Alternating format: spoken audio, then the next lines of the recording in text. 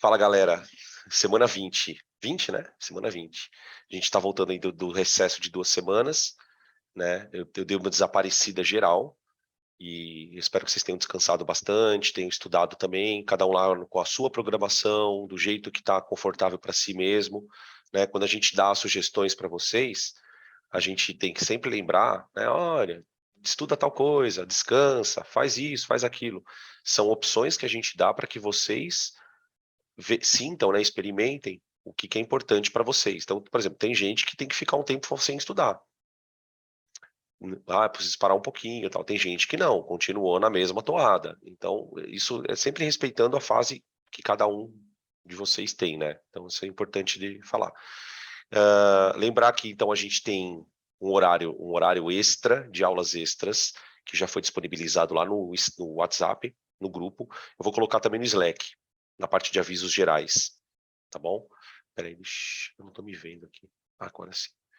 Tá? Então, os avisos das aulas extras, eu sempre falo que nesse segundo semestre o tempo é menor, né? São 4 meses, teoricamente, ali de aula, sendo que a gente não vai estudar conteúdo os 4 meses, tem uma parte de revisão no final, então é menos que 4 meses de conteúdo, então a gente acaba mesmo dando uma apertada no calendário, né? E é importante que vocês entendam, porque quem já fez mais de um ano de cursinho sabe disso. O primeiro semestre, ele é um semestre mais lento. Não estou falando que ele seja fácil. A gente vê menos coisa. O que vai acontecer agora, nesse segundo semestre, é que tem assuntos que é uma aula de 2 horas e meia, você já viu tudo. Que são justamente os assuntos que eu optei por colocar nas aulas extras. Então vai ter dia lá que vai ter sábado e domingo de aula. Tá? Então, eu peguei o feriado do dia 7, que cai numa quarta-feira, se não me engano. Eu peguei o feriado do dia 12 de outubro, né? Lembrando sempre que, obviamente, tem gente que não vai assistir tudo, nem dá. Tem muita gente que tem outras coisas para fazer, então a aula fica gravada ali, tá bom? Então ele é um semestre mais assim, mas também passa bem rápido. Quando a gente já for ver, já está lá na hora da prova, né? Porque ao mesmo tempo em que a gente fica ansioso, né, por estar uma boa, né? Eu acho uma boa. Vamos marcar um encontro pra gente. A gente pode marcar sim um encontro. Eu acho uma boa ideia. Uma boa ideia. Excelente. Né? Para não ficar muito internet, só na internet. Aí já vai, quem quiser ir vai, a gente toma um café, bate um papo. Eu gosto da ideia. Gostei, vou anotar aqui. Então, lembrando, aí a semana que vem eu já ponho o simulado, a gente já vai voltando à nossa rotina de coisas, tá? Uma outra coisa que eu quero conversar com vocês. Já estou aproveitando o momento para poder deixar gravado. Esse semestre, a tendência é que a gente tenha muito menos plantão de dúvida, gente. Se vocês olharem ali, só o que a gente tem de aula extra já entope a semana. Então, o que eu vou pedir para vocês? Passem a mandar as dúvidas pelo meu WhatsApp pessoal, no privado, tá? Vou pedir um bom senso para vocês, né? Evitarem de mandarem 5, 6 dúvidas. Tentar colocar a dúvida de uma forma que eu consiga responder rapidamente para que a gente estabeleça esse canal em particular. Porque eu não vou, porque assim, em 1 hora eu consigo atender 2 alunos, né? Então, se eu sentar para responder 1 hora de plantão, eu consigo responder a mais alunos. Então, eu vou tentar fazer dessa forma, tá? Eu peço a compreensão de todos. Agora, se vocês precisarem de conversar, além de tirar dúvida, para falar sobre alguma outra questão, né? A história do horário de estudo, que cada hora muda, porque é normal mudar, atrasa aqui, adianta ali. Então, muitas vezes a gente fala, opa, peraí, estou me perdendo aqui, né? Ou para falar de outras questões ali, porque vai chegando a hora da prova, a gente quer conversar realmente, quer bater um papo de uma outra forma. Isso daí, ok. Minha fala, Dan, eu estou precisando marcar. Aí a gente marca separado, tá? Vamos fazer dessa forma por conta das aulas extras. Essas aulas extras tem que preparar a aula, taranã, o tempo de aula. Então, acaba que... E para vocês também fica pesado. Para vocês também fica pesado. Então, se eu abro o canal, né, do plantão, Aí vocês vão mandando, provavelmente uma dúvida vai ser igual a do outro, eu pego a mesma resolução e respondo, tá? Beleza? Então é isso. Acho que esses eram os avisos de começo. A gente vai começar então. Bom, a gente vai começar agora nas aulas de segunda-feira a trabalhar.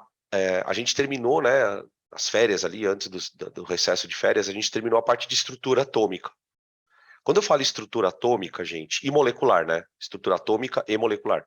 Eu estou falando desde modelo atômico até força intermolecular.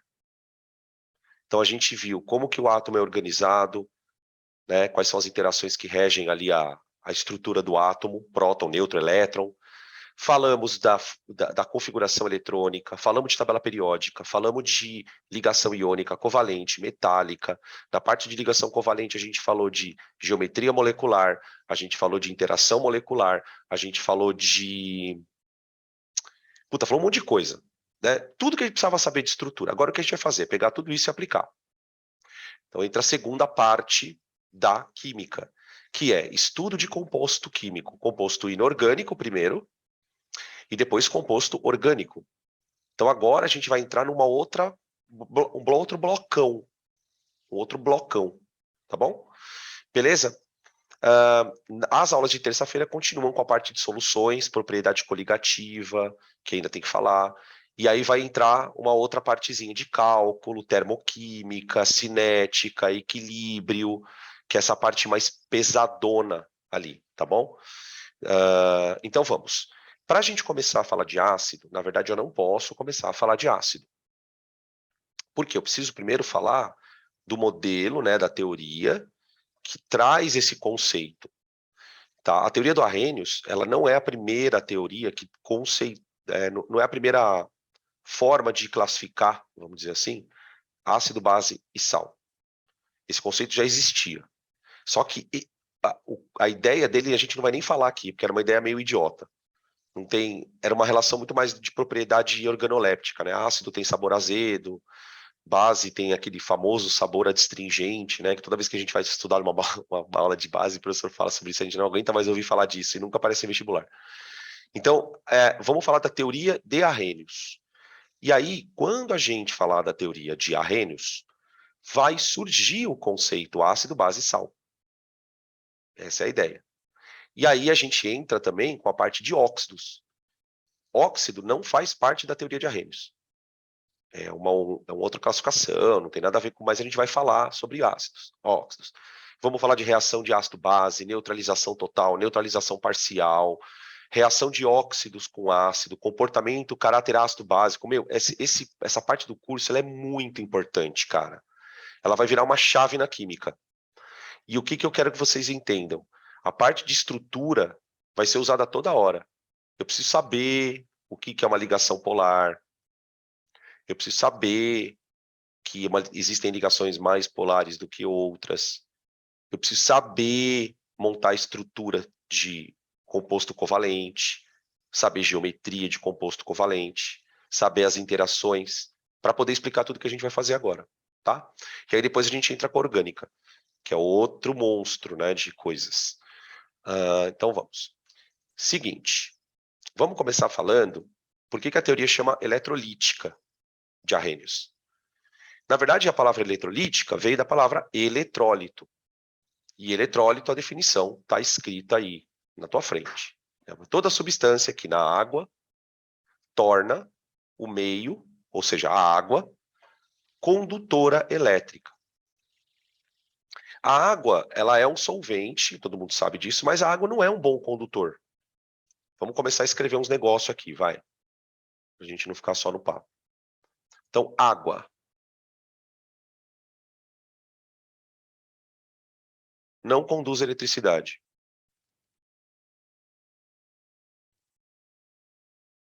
Por que a água não conduz eletricidade? Aí a gente precisa lembrar do conceito de corrente elétrica, né? Eletricidade. A gente precisa lembrar do conceito de corrente elétrica.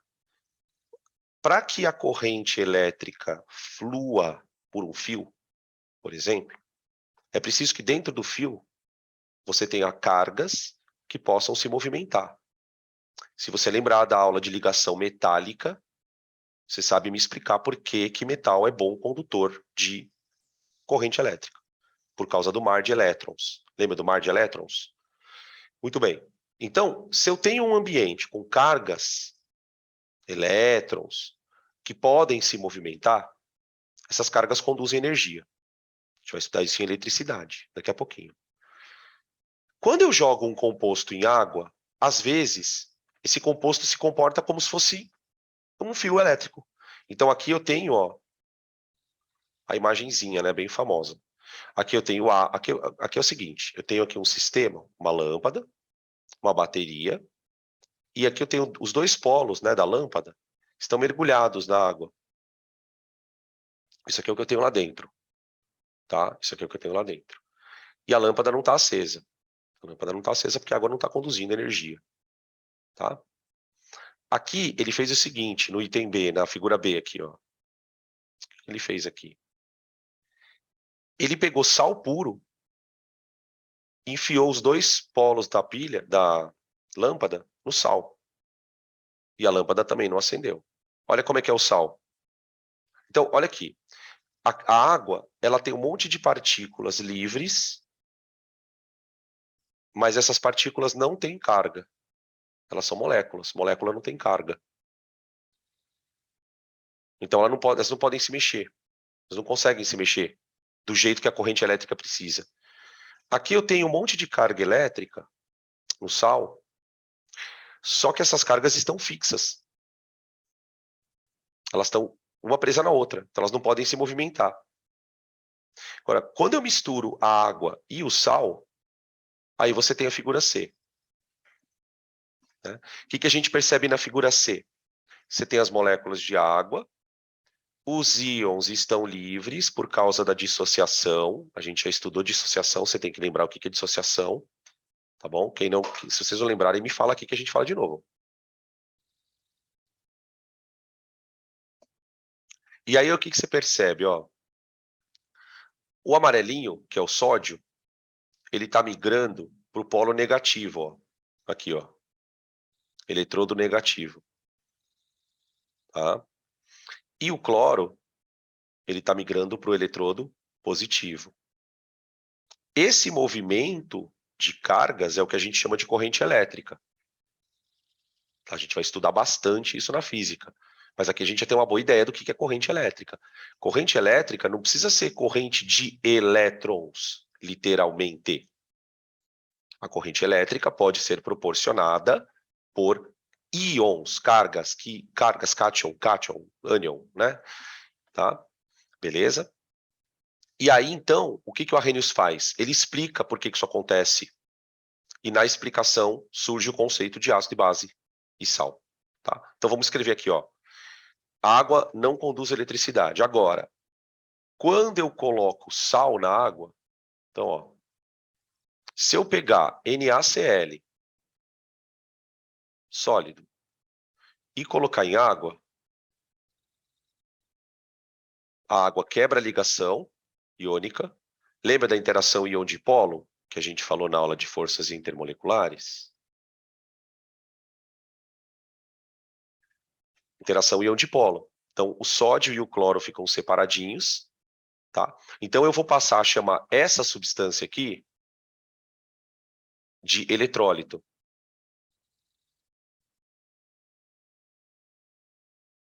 Eletrólito. Ela é o eletrólito. É a substância que na água conduziu. Fez a água conduzir corrente. Agora, isto aqui é uma solução, não é? É uma solução. Soluto solvente, né? Jogou na água, tal. Essa solução eu vou chamar de eletrolítica.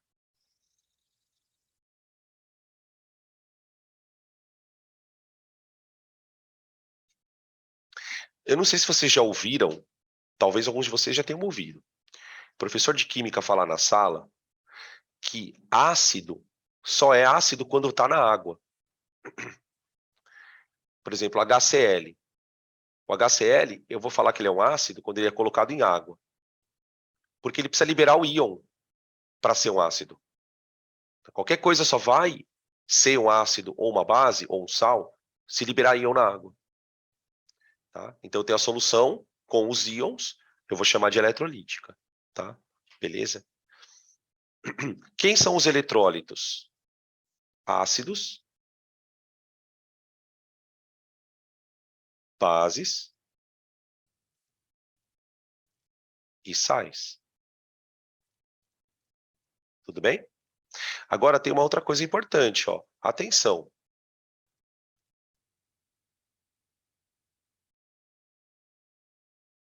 O que que a gente percebe, né? O eletrólito, ele precisa, de alguma maneira, ele precisa se quebrar com a água. Tem que acontecer alguma coisa. Por isso que tem esse termo lito. Lito vem de lise, que significa quebra. Eletrólito é aquilo que vai ser quebrado, né? Essa quebra, ela pode acontecer de duas formas. Ou através do que eu chamo de ionização. A gente vai explicar depois, né? Ou, no caso de bases e sais, os dois,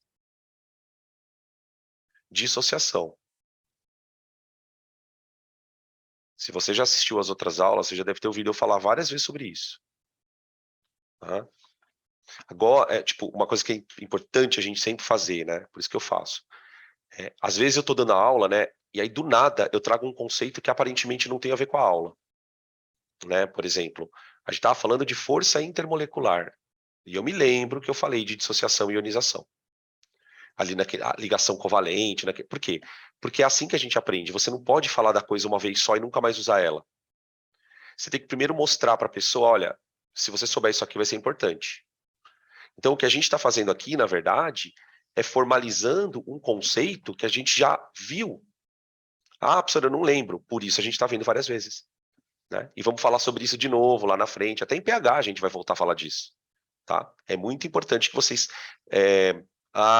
Ah, olha quem chegou. E aí, tudo bem? Como é que você está? Parabéns. Parabéns, parabéns. E aí? Cara, tô feliz demais, velho, tá louco. Demais da conta, né? Nossa senhora, que alívio. Cara, que delícia, mano. Olha, eu não sei nem o que te falar, velho. Eu já te falei tanta coisa. Calma, gente. Ele veio se despedir aqui. Calma. Você vê a revolta que tá no grupo, né? Nem vi, nem Não, vi. olha, para de ver aula, Arthur. Para de ver aula. Tá todo mundo aqui. Para de ver aula. Calma. Ele só está dando um alôzinho. Está falando, Disse galera, é que isso tá com aí. saudade só. Não, e o pior é que a gente fica, né? Eu tava conversando com uma outra aluna, que também passou e agora tá esperando nessa fase aí de entrar. Ela outro dia falou: Meu, Danilo, eu do nada, eu tava de manhã lá, tava meio assim, sem fazer nada, tava meio desorientadinha assim. Eu vou. Comecei a estudar, cara, geometria. Eu falei: Não. E aí ela falou: É porque assim, é um processo que demora pra você. É muito, a gente entra muito nesse processo.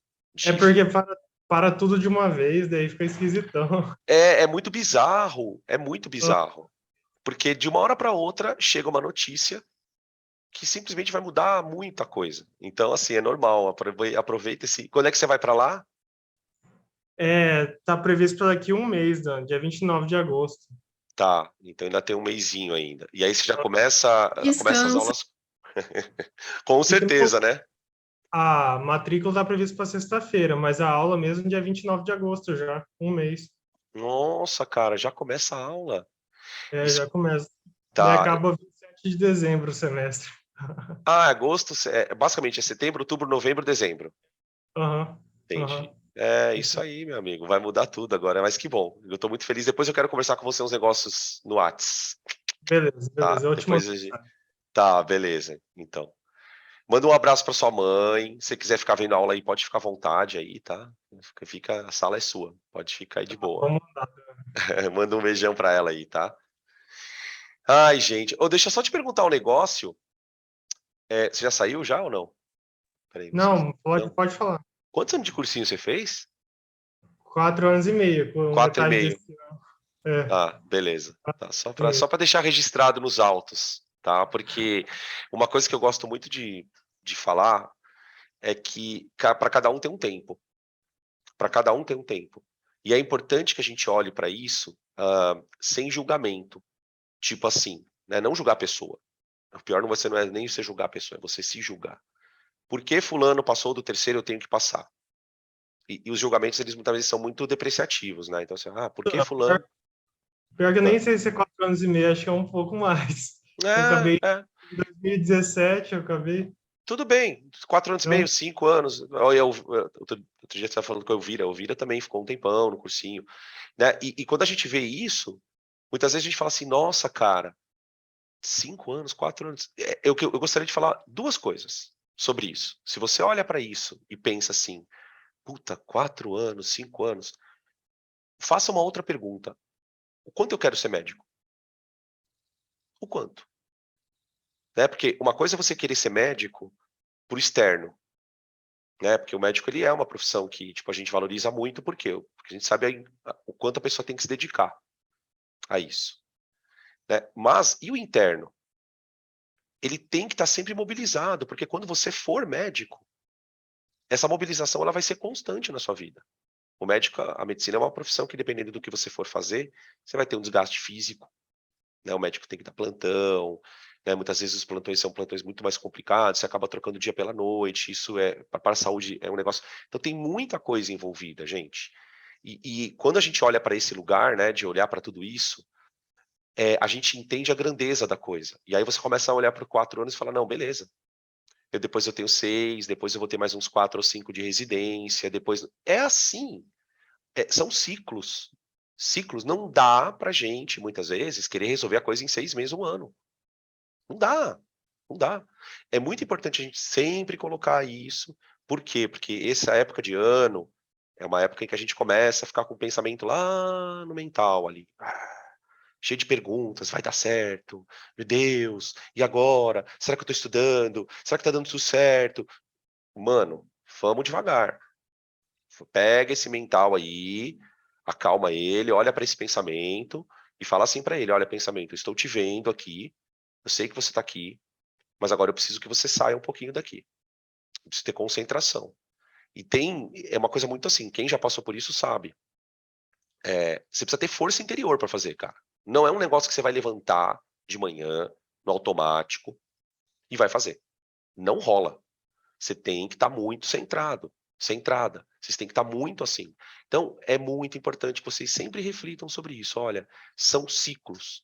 Esse é o primeiro ciclo da minha profissão, que é o ciclo do vestibular. Ah, vai ser 3 anos, vai ser 4 anos? Ok, a gente quer que seja o quanto antes, mas eu faço uma pergunta muito honesta. Mas assim, você não vai responder para mim. Vocês vão responder para vocês. Por que que você quer que seja tão rápido? Por quê? Faça essa pergunta, pesquise. Qual é a pressa? É pressa do quê? No fundo, no fundo, no fundo. Porque muitas vezes a gente vê que isso é uma história que a gente criou. Né? Provavelmente vão vir respostas assim, porque em casa meu pai falou que tem que ir logo.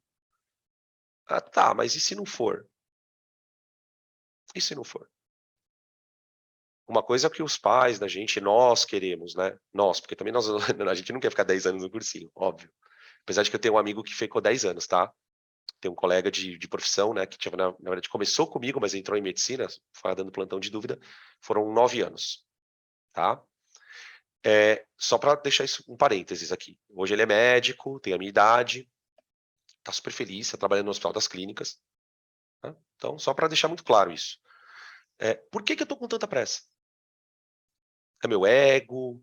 Tô com vergonha de falar para os outros que eu tô no cursinho? Vamos olhar para isso um pouquinho, entendeu? Porque eu não tô dizendo para você olhar porque você vai deixar de pensar. Mas quando a gente olha para esse pensamento, quando a gente foca nisso e começa a se perguntar por que eu estou pensando, as respostas vêm. E quando a resposta vem, gente, isso se dissipa. Você passa a não se importar mais. E daí, meu? Deixa que os outros falem, não tem problema. Tô comigo aqui. Eu sei o que eu tô fazendo. Eu sei o que eu tô fazendo. Eu sei o que eu tô fazendo. Tem um tempo, tem um processo, eu tenho que ver, olha, meu ensino médio não foi tão forte. Cada um tem uma história. A gente não pode ficar criando. Eu gosto de falar sobre isso porque tem alunos que passam do terceiro ano, Tem alunos que passam no primeiro ano de cursinho, no segundo ano de cursinho, no terceiro ano de cursinho, no quarto ano de cursinho, no quinto ano de cursinho, até o nono, como eu disse para vocês que eu conheço, tá? Tem gente que tenta e para, porque chega à conclusão de que não é o que ela quer. Não é o que ela quer. Ah, não é o que eu quero. Simplesmente aconteceu alguma coisa na minha vida que eu... E ó, numa boa, tá? Tá tudo certo. Eu fui uma pessoa assim. Eu quis uma coisa no começo, fiquei 2 anos pensando naquilo, falei, não, não quero mais. Não é para mim. Quem estava escolhendo não era a minha essência, era o meu ego. Então eu olhei e falei, opa, peraí, acho que não é por aqui não. Então, assim, hoje eu dou graças a Deus, né, por ter mudado de profissão, por quê? Porque eu sei o que eu tô fazendo agora. Sabe essa coisa do eu sei o que eu tô fazendo? É por isso que eu falo pra vocês, quando você souber o que você tá fazendo, você vai ter força. Força, força, força. A gente precisa ter força, o resto a gente faz. Vocês têm o cognitivo, vocês têm a estrutura, o resto a gente faz, a gente precisa ter força. Eu gosto muito de falar, vai ter live com o Arthur? Claro que vai, mas eu vou falar, vai ter a primeira com a Vit, né? Eu vou deixar do Arthur para fazer mais para frente. Inclusive, esse é um dos assuntos da pauta. Da pauta. Tá? Então é isso, gente. Nossa, que delícia essa conversa aqui com vocês. Eu espero que vocês ouçam isso com bastante carinho. Procurem olhar para dentro de vocês, para que vocês tenham força para seguir nesse processo aí. Tá? Porque é bem legal, é bem transformador, cara. E o Arthur vai experimentar isso agora, né? Essa mudança e agora você vai ver também uma outra coisa. Você vai ver o quanto foi importante você entender equilíbrio químico, o quanto foi importante ficar entendendo deslocamento, não sei o quê. Porque assim, uma outra questão, cara, que isso a gente vai conversar até na live lá com a Vitória, é o seguinte: tem pessoas que entram muito rápido na faculdade e não dão conta do tranco. Não dá tranco, não dá conta.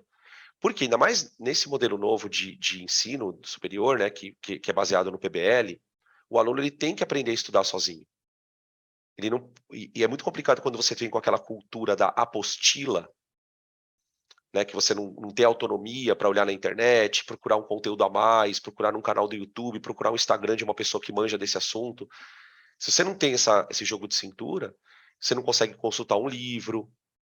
Então é importante essa preparação para vocês que vão fazer medicina, cara, porque o tranco é pesado, né? Começa com bioquímica, o volume de matéria é muito grande. O volume de matéria é muito grande. Ó, estão falando aqui, ó. Uma amiga minha falou isso comigo. Ela faz GV, ela faz FGV. É isso aí. O cara, ele é trucidado. Ele é trucidado, né? E eu não vou nem entrar na discussão, que também é um ponto, né? Mas não vou nem falar sobre a questão de que muitas vezes a pessoa entra na faculdade e ela entra no modo festa, que óbvio que tem que comemorar. É óbvio que tem que comemorar. Muito, muito, muito. Mas você precisa entender que aquilo ali é a tua profissão já, mano. É a tua profissão, né? A tua conduta dentro da faculdade vai mostrar que profissional você vai ser. Então não se esqueçam que de repente um professor, uma pessoa que trabalha ali naquele ambiente, ele vai ser um cara que vai te indicar para uma situação, para um projeto, para um trabalho, para uma proposta de emprego. São coisas que vocês têm que começar meio que. E isso, meu, na boa. Não é falando, mas um aluno, uma pessoa de 17 anos não tem essa noção. Quando a pessoa sofreu ali no cursinho, né, o ego dela já foi colocado no lugar, olha, amigo, você não é tudo isso, vai devagar. Você já entra com uma outra e outra, né? Agarra com unhas e dentes. Agarra com unhas e dentes, né? Que isso é uma coisa que às vezes a pessoa entra e ela fica meio que naquele limbo da faculdade, né? Na medicina não tem muito assim. O pessoal, porque justamente porque, né? Eu acho, aí é achismo. Porque é tão difícil de entrar que a pessoa não vai simplesmente falar tchau. Não é assim, né? Mas tem que ser bem, tem que ser bem maduro, né, e consciente. Ó, o que eu estou fazendo aqui não é mais escola. Na escola existe uma energia, pode perceber isso, que é assim: se eu não precisasse, eu não estaria aqui. Por melhor que seja a escola, né? A gente criou, a sociedade criou uma energia de que escola é um lugar que o aluno tem que estar meio obrigado ali. Quando a gente passa pelo cursinho e fica ali um tempo, né, nesse processo, a gente vai perdendo isso. Não, eu tô aqui porque eu quero. É porque eu quero. Quando vem isso, muda a tua postura. Muda. Eu tô aqui porque eu quero. Eu quero estar aqui, eu quero aprender isso aqui, eu quero ter dificuldade para tirar essa dificuldade da frente, né? Isso tudo é um processo, gente, que demora. Quando a gente fala assim, meu, estudar não é só isso. É essa questão. E no caso do Arthur, por exemplo, né, falando dele, tipo, eu meio que acompanhei esse processo, que eu acho que eu dou aula para ele desde o Maxi.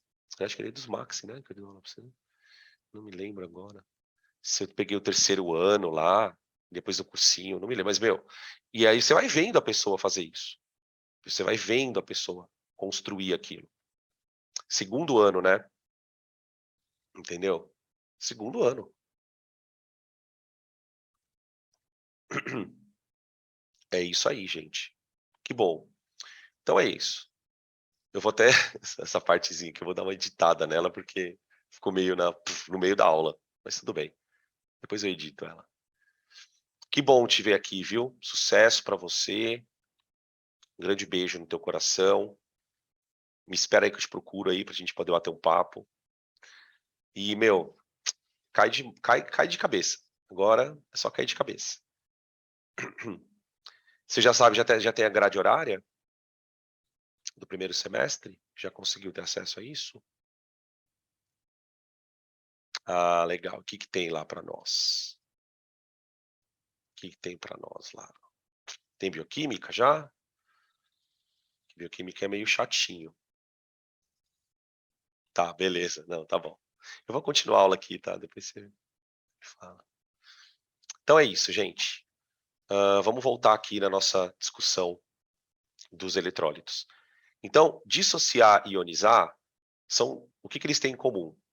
São dois processos que liberam os íons para a água. Beleza. Essa atenção que eu coloquei aqui, que daí o Arthur entrou, é para lembrar a gente o seguinte: nem tudo que dissolve libera íon.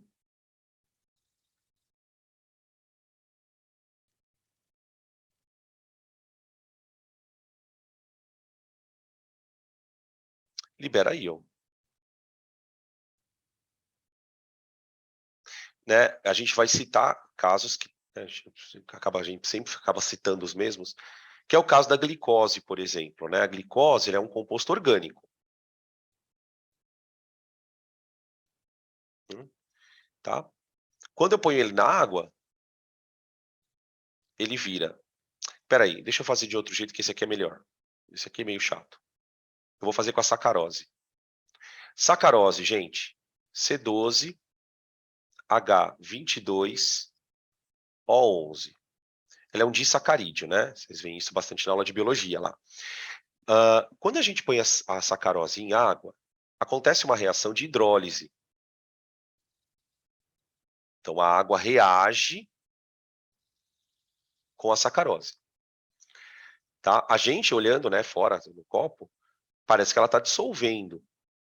Mas, na verdade, ela está hidrolisando. Ela vai gerar duas moléculas de mesma fórmula, C6H12O6. Uma vai ser de glicose e a outra vai ser de frutose.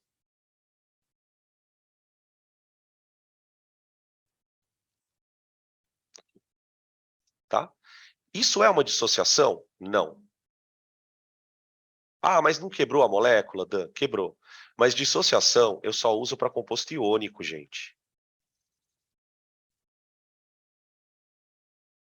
O termo dissociar, ele é aplicado a compostos iônicos. Tá? Então, é uma quebra, mas eu não chamo de dissociação. Ah, chama do quê? De hidrólise. Está dissolvendo ali, está quebrando a molécula, não precisa ter necessariamente um nome. Tá? Beleza? Isso é uma dissociação, uma reação que não gerou nada que tenha carga. Então, isso aqui é um não eletrólito.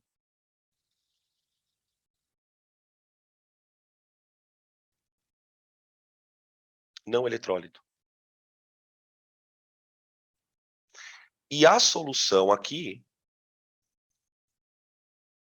é a solução eletrolítica. Aliás, solução não eletrolítica. Solução não eletrolítica.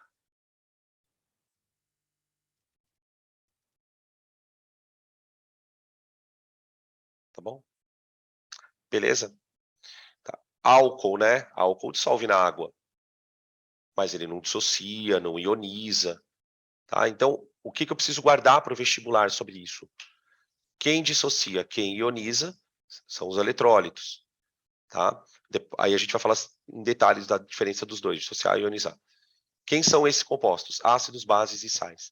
O que eles têm de diferente, né, para serem chamados de ácidos, bases e sais? O que eles têm de diferente? O íon que libera. Ah, toda vez que uma coisa libera íon, pode reparar no exemplo. Ele libera o cátion e o ânion. Sempre. Por que isso é assim, né? Ué, se o NaCl ele era neutro eletricamente falando, quer dizer, para cada cátion eu tenho um ânion. Separa, tem o positivo e o negativo, certo? Então, dependendo do que libera, eu vou chamar de ácido, base e sal. A gente vai escrever daqui a pouquinho, tá bom? Pode tirar print, pra gente continuar.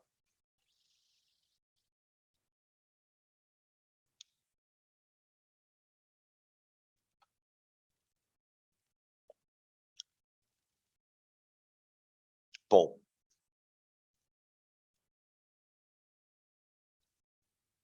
Aqui é o esqueminha. Tá? Peraí, deixa eu dar um zoom. Aqui. Aqui é o esqueminha. Tá? Composto iônico vai para a água, é dissociação. Acabou. Composto iônico vai para a água, é dissociação. Então, aqui vale para base, aqui vale para sal. Né? Composto molecular vai para a água e libera íon, porque aí é que está a questão, né? Não é todo composto molecular que libera íon na água. Acabei de mostrar que a sacarose ela não libera íon.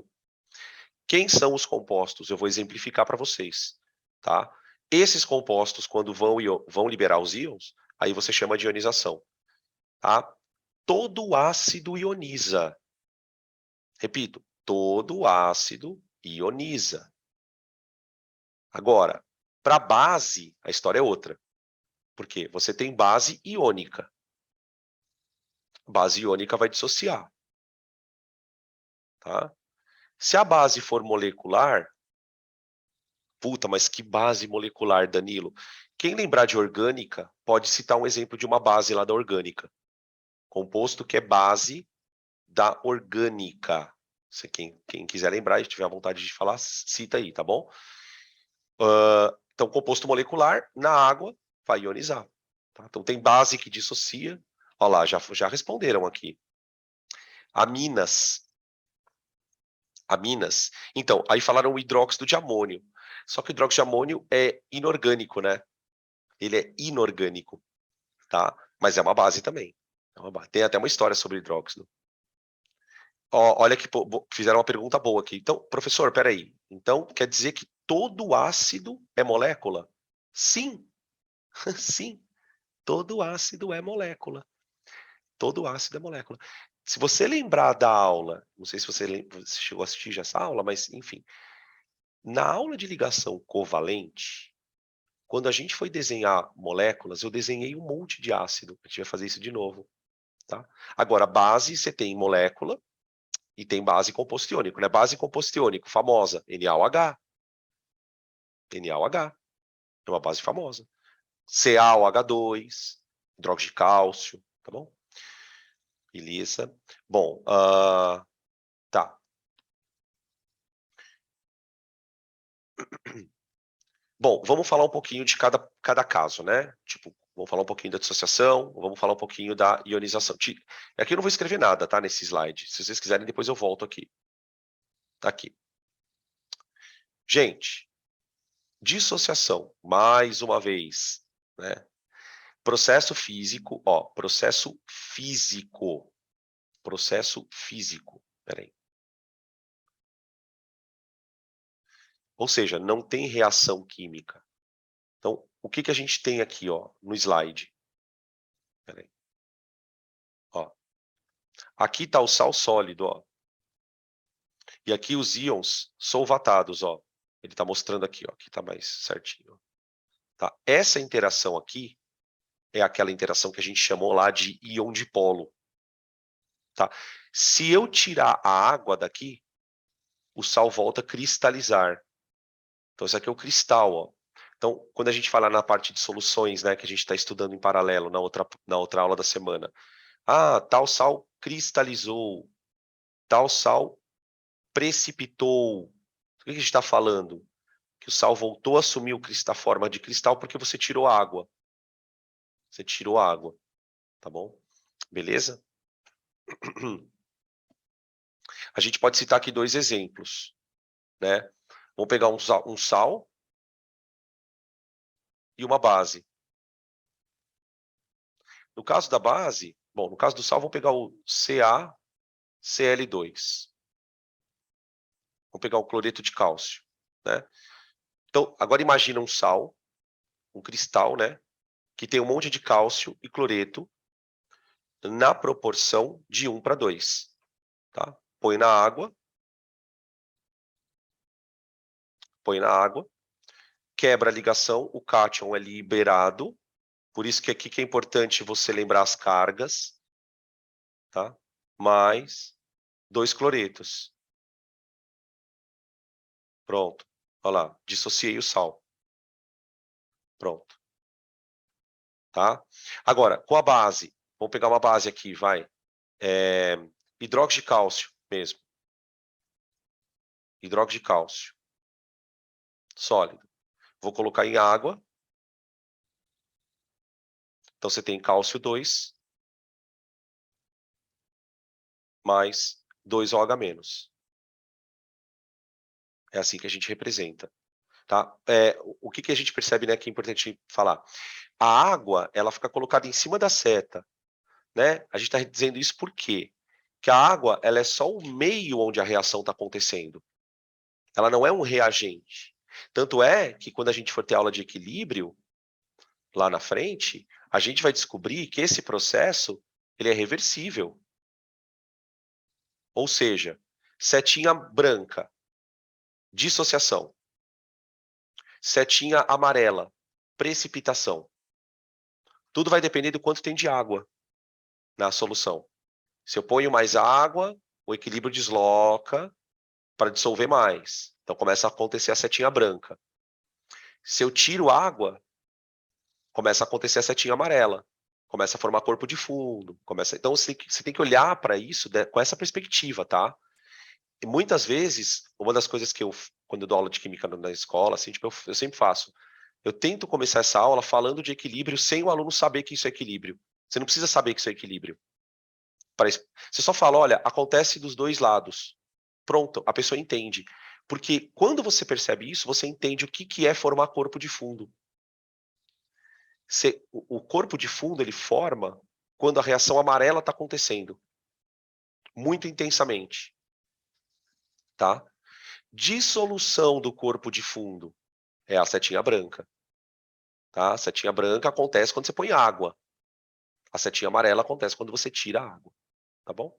Por que dissociar, Danilo? Uai, é uma separação daquilo que já existe, que são os íons. Então eu tenho cátion e ânion, só que no estado de cristal, né? Eles estão juntos. Eu só separei. Então eu dissociar por causa disso, tá bom? Podem tirar print.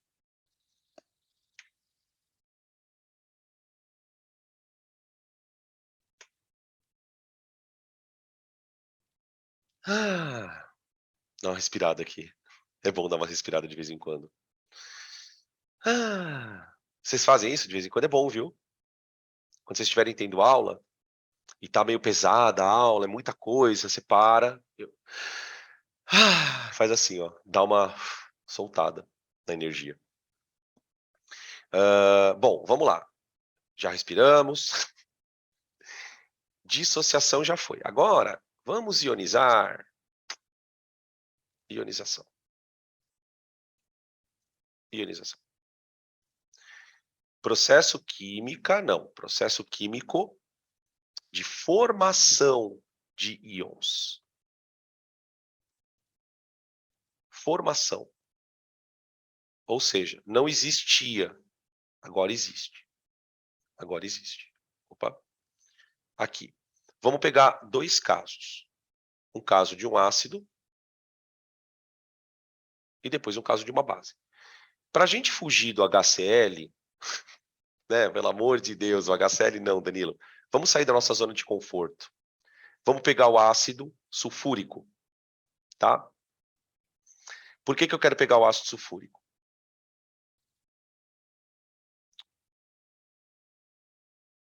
Porque ele tem 2 hidrogênios, né?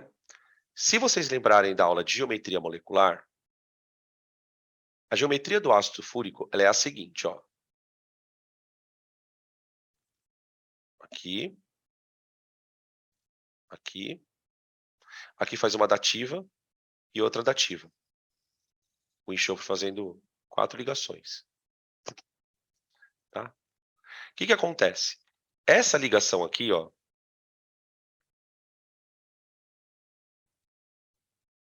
ela é uma ligação extremamente polar. Polar. Quando você põe o ácido na água, o que acontece? Vem aqui uma molécula de água, que tem par de elétrons sobrando no oxigênio. Lembra das aulas de geometria molecular?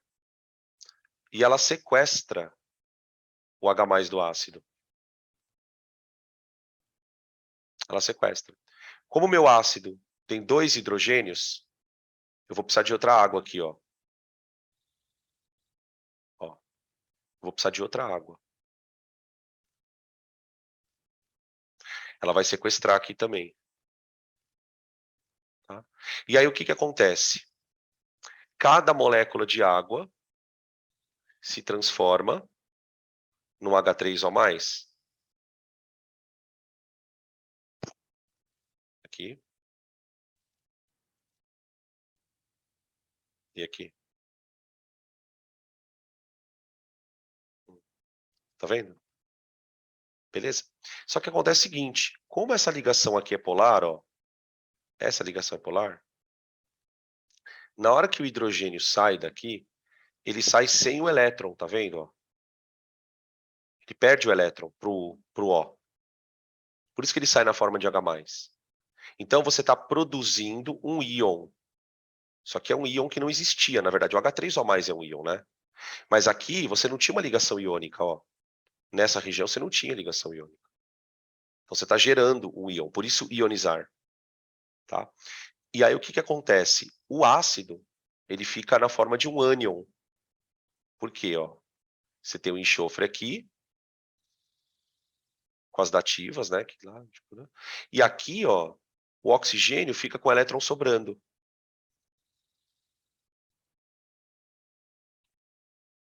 Tá? O oxigênio está estável aqui, ó. Ah, Dan, mas o oxigênio não tinha que estar -2? Não. Ele pode se estabilizar -2, ganhando 2 elétrons, mas ele pode fazer estabilização com carga -1 e fazendo uma ligação com enxofre aqui. Entendeu? Ó, essa ligação também estabiliza ele. Tá? Beleza? Tem uma pergunta aqui. Professor, eu nunca sei de onde que vai quebrar a molécula. Tipo, aí ela fala assim, moléculas comuns que a gente tem, tipo, direita, tá, Na verdade, assim, não é o objetivo da gente saber onde quebra, a não ser que contassem pra gente. Então, por exemplo, você tem que fazer uma outra pergunta. Por que que esta ligação quebra? O que que ela tem de especial? Ela é uma ligação muito polar. Ah, Danilo, então quer dizer que toda ligação muito polar vai quebrar na água? Não. Não. Essa é uma ligação que quebra e também muito por influência da água. Tem substância que não solta o hidrogênio na água, porque a gente não pode... É legal fazer esse tipo de pergunta porque a gente vai entendendo a coisa. A culpa não é só do OH, a culpa é o fato de ter água lá. A água consegue arrancar este hidrogênio. Você tem que começar a pensar desse jeito. A água consegue arrancar este hidrogênio. Agora, se você jogar um álcool na água, isso acontece? Não. Não. E olha que coisa louca, né? Porque o álcool também tem OH. Por que que o hidrogênio do álcool não sai? Por que não? Não é, tipo assim, não é porque não, né? Peraí, então, professor, nossa, credo. Não é para você focar neste tipo de pergunta. Não é, por quê? Porque a gente já percebe que não é uma regra tão clara. Então, se não é uma regra tão clara, não significa que você vai ser exigido ou exigida neste nível. Né? Então, o que eu aconselho que vocês façam? Saibam quem quebra. Então, que ligações quebram? Quem é que libera hidrogênio na água? Porque também tem isso, né? Como eu falei para você, tem água ali. Se eu colocar uma outra substância no lugar da água, pode ser que o ácido sulfúrico não libere o hidrogênio.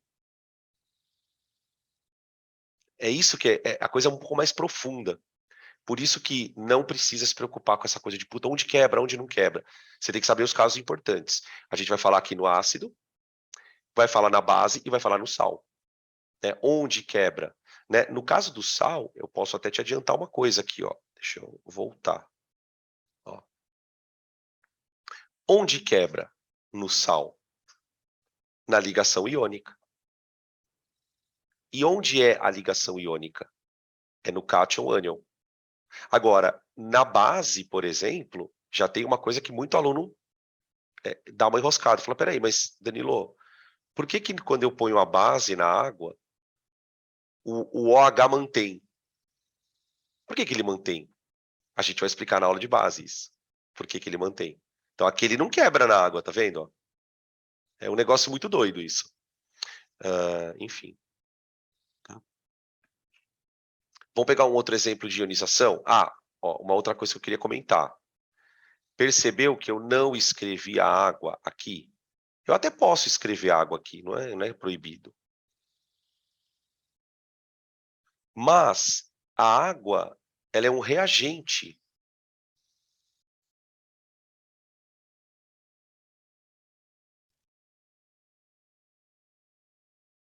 Sabe como é que eu vou chamar esse reagente, gente? Vocês não vão acreditar. Isso que eu vou contar para vocês agora não faz parte da teoria de Arrhenius. Repetir a frase. E isto que eu vou escrever aqui agora não é a teoria de Arrhenius. É um upgrade da teoria de Arrhenius. É a teoria de Arrhenius versão 2.0, que é a teoria de Bronsted. O Arrhenius, ele falava o seguinte, olha, o ácido solta o hidrogênio. Ele solta. O que a teoria seguinte vai dizer é, não, ele pode até soltar o hidrogênio, mas ele solta porque a água recebe o hidrogênio. Então a água, ela reage, ela é um reagente, ela consome H+ do ácido.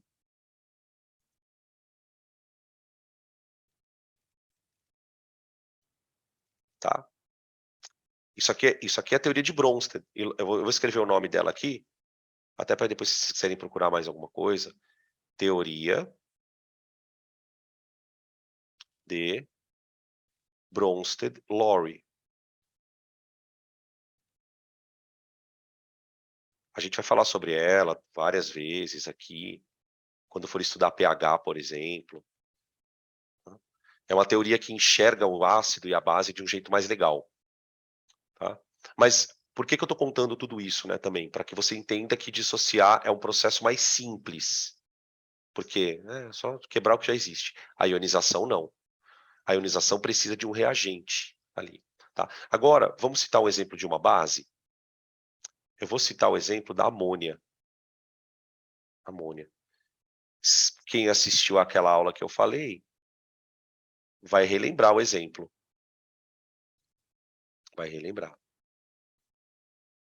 Exatamente. Então, na dissociação, a água é o meio e na ionização a água reage. Exatamente. Tá perfeito.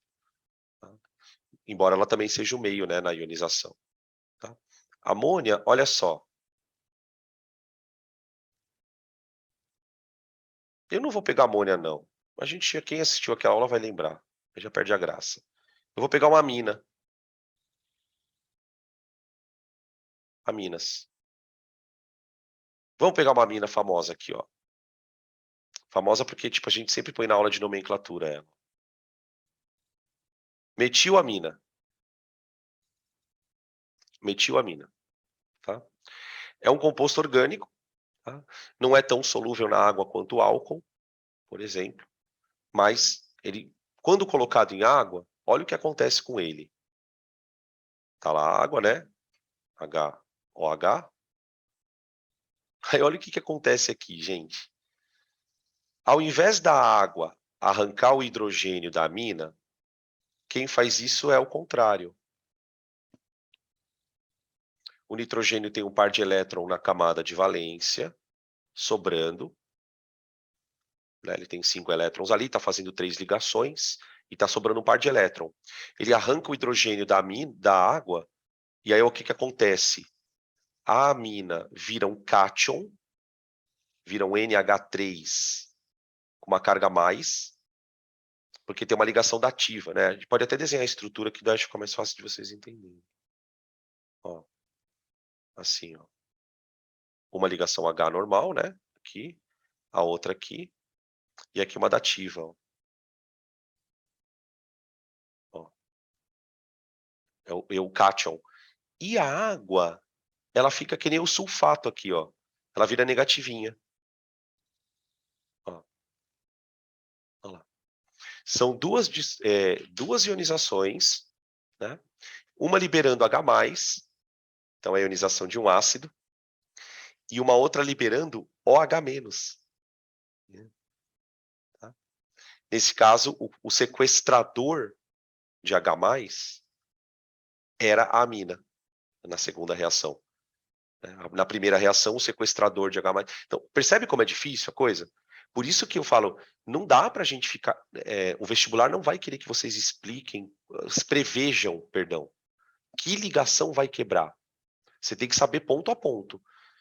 E quando eu falo saber, é assim, tá, eu já sei que está acontecendo, agora eu preciso entender por que às vezes acontece da água perder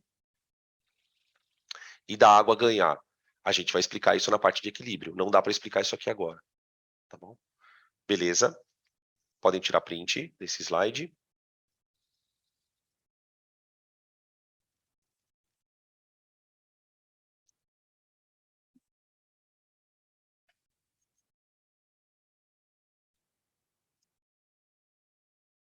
Bom, um outro conceito que surge, né, a partir da definição de eletrólito, gente, é o conceito de força de eletrólito, né? Esse conceito ele vem de uma observação experimental. Então, deixa eu colocar o zoom aqui. O zoom. Aqui. Aqui eu tenho 3 soluções. Na esquerda, a nossa esquerda, eu tenho uma solução não eletrolítica, tipo água com açúcar. À minha direita, no centro, perdão, eu tenho uma solução de água com vinagre. Vinagre é um eletrólito.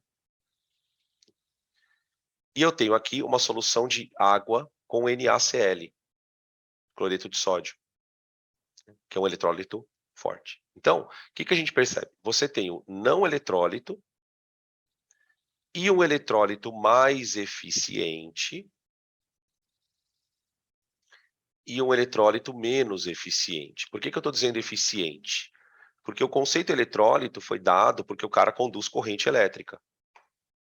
Mas a gente percebe que dependendo daquilo que vai ser colocado em água, a corrente pode passar mais ou menos. Tá? A gente vai explicar por que isso acontece na aula de física. Vai falar de arrênios na física.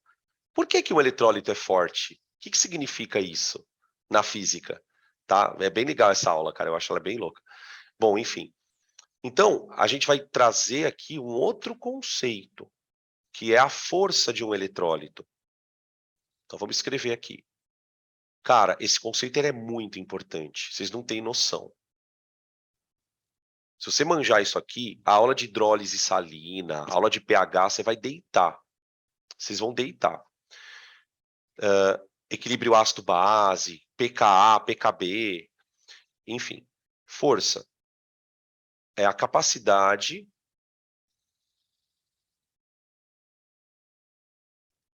do eletrólito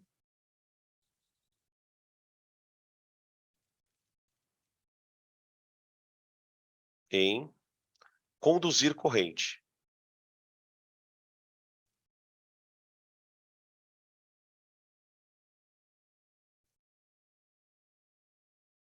Tá?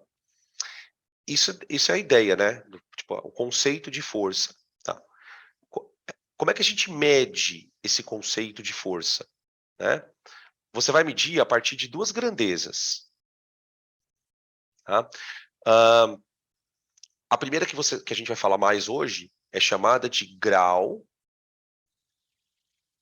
de dissociação.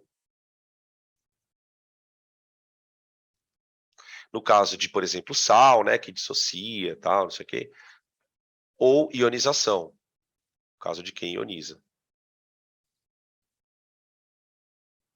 Que a gente vai representar pela letra alfa. É uma porcentagem. Tá? Vamos escrever aqui, depois eu defino o outro, acho que fica mais lógico. Então é assim. O que é o grau de dissociação? Imagina que você vai pegar um ácido e colocar na água. Então você vai lá na balança, pesa, vai 1 mol de ácido.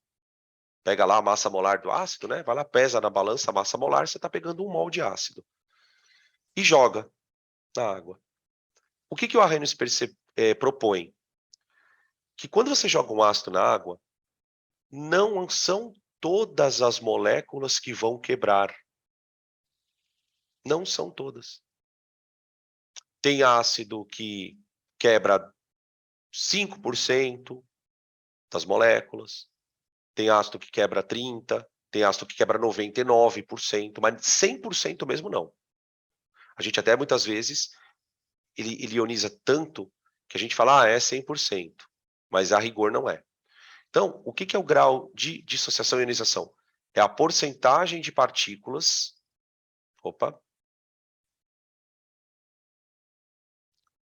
porcentagem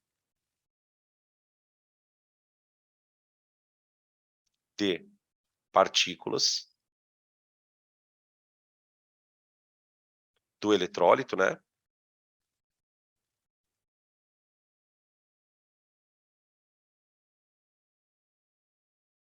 Que em solução estão dissociadas.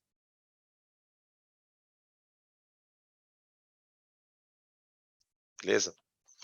Uma classificaçãozinha meio engessada, ela funciona mais ou menos assim. Tá? Não é uma coisa tão importante de você saber, mas eu vou colocar. O grau ele vai de 0, evidentemente, a 100%. Por aproximação, né? Tipo, às vezes é tão alto que você aproxima para 100. Então, a gente vai dividir em 3 faixas. De 0 a 5%, de 5 a 50% e acima de 50%. Então, aqui eu tenho eletrólito fraco, tá? Agora, né, eu sempre falo, dentro do fraco, tem os mais fracos e outros menos fracos. Tem eletrólito que é 1%, tem eletrólito que é 4%. Isso faz uma puta diferença. Principalmente quando for calcular pH, vocês vão ver. Calcular pH de ácido, gente, você precisa saber quanto ele ioniza. Para saber quantos íons H+ estão lá dentro. Não é pH, é log só. Não é bem isso. Aí você tem aqui os moderados. Dan, tem que decorar na hora certa. Tá? Não entra ficar em pilha de decorar ácido. Vai devagar. Vamos na hora certa, você vai estar com tudo decorado. Tá? E aqui eu tenho os fortes. Tá? É importante saber quem é fraco, quem é forte? A gente vai falar, mas é importante. Por quê?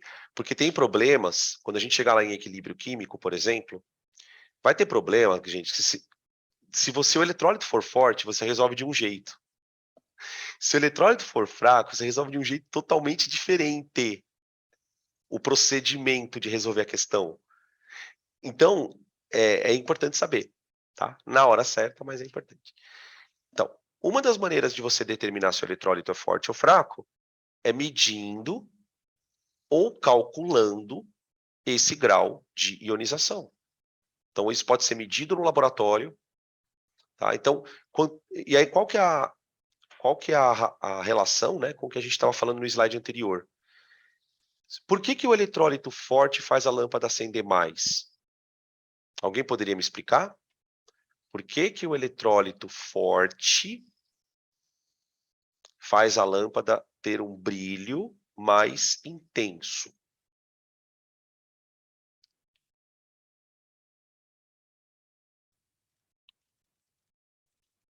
Deixa eu ver, estão respondendo aqui. Conduz mais corrente. Tá, mas por que conduz mais corrente? Ó, aí tá vindo algumas respostas. Porque tem menos resistência.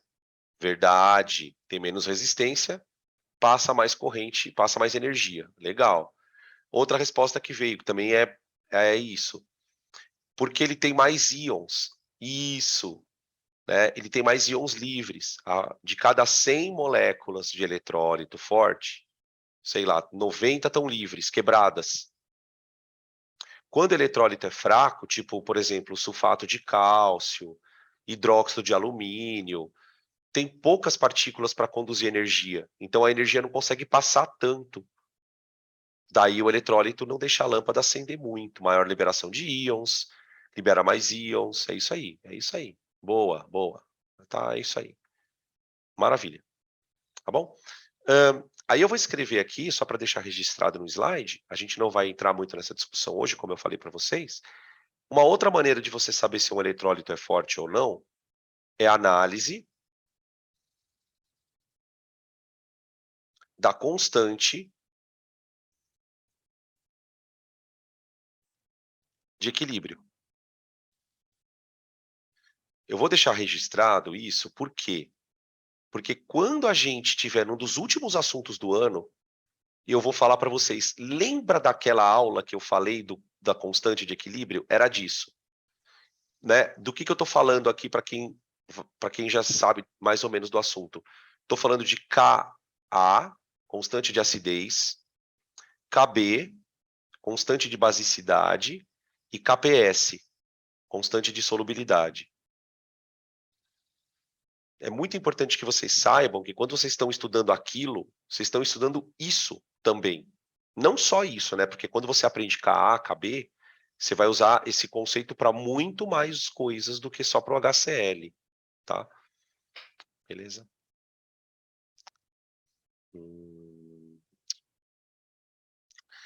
Não entendeu muito bem o quê? Essa pergunta que você fez sobre as lâmpadas, Por que essa que o última explicação. eletrólito mais forte conduz mais? Pelo seguinte, ó. Isso. Aqui, quem conduz eletricidade, nesse... Deixa eu abrir aqui para você, ó. Aqui. Nesse meio aqui, ó, cada bolotinha dessa é um íon, dessas grandonas, tá?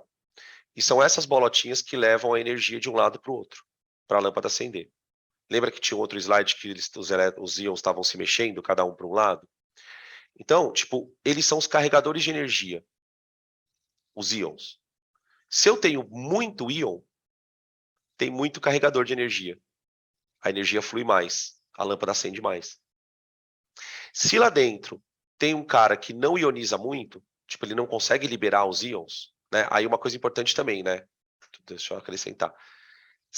É claro para você o que significa a porcentagem do que ioniza ou não? Por quê? Porque, para eu te explicar, fala, bom, mas por que esse cara libera menos íon? Porque de cada 100 moléculas que você põe na água, 30 quebram. Né? Eu vou pegar um caso que é emblemático, que a gente pode até usar como exemplo, para ilustrar aqui. Ácido clorídrico. Ácido clorídrico. O grau de ionização dele, a gente considera 100%. Você vai botar um mol de moléculas, todas elas vão quebrar. Todas. Não vai sobrar uma molécula HCl. Só vai ter H+, só vai ter Cl-. Agora, se você pega o ácido acético, que é o que tem no vinagre, que a gente conhece ele como um ácido relativamente fraco, né? O grau de ionização dele vai para 5%. Ou seja, se você colocar lá dentro 1 mol de moléculas, só 5% quebra. Então, tenta imaginar isso. 2 recipientes, um com 1 mol de HCl na água e outro com 1 mol de ácido acético. Se você perguntar para mim assim, você colocou a mesma quantidade de moléculas? Sim.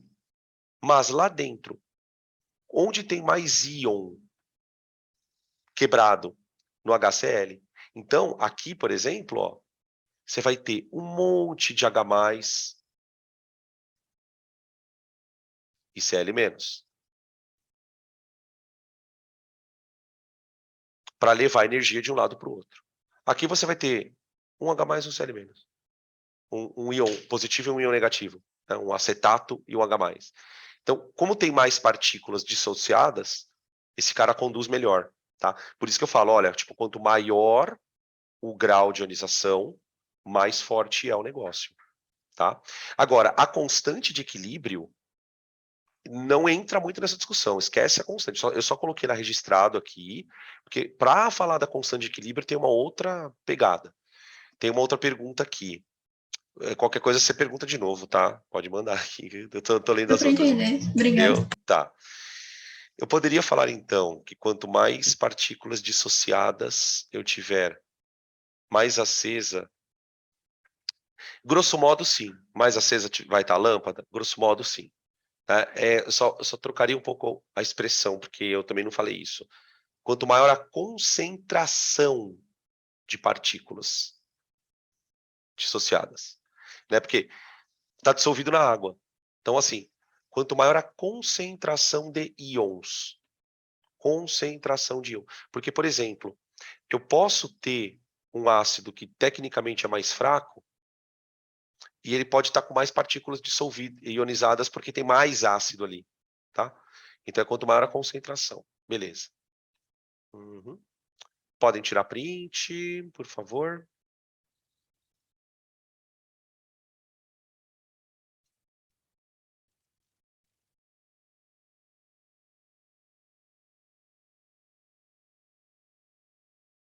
Bom, antes da gente parar um pouquinho para o intervalo, né, que já está quase na hora do intervalo, vou tentar fazer os intervalos meio que no meio da aula, tá? Às vezes não vai ser possível, porque não quero terminar uma parte, enfim, né? Posso cortar a aula numa hora que não é legal. Vamos fechar, então, definindo quem são os eletrólitos, tá? É aquela definição que vocês já estão cansados de saber.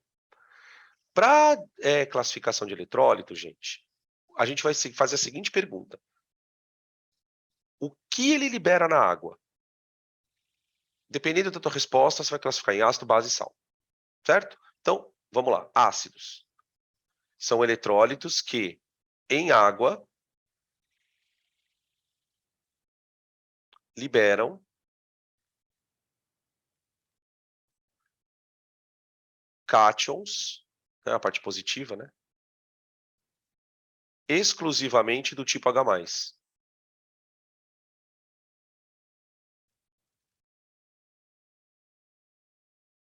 Do tipo H+. Pronto. Liberou H+, é ácido. Tá? Bases. Em água, liberam ânions exclusivamente do tipo OH-.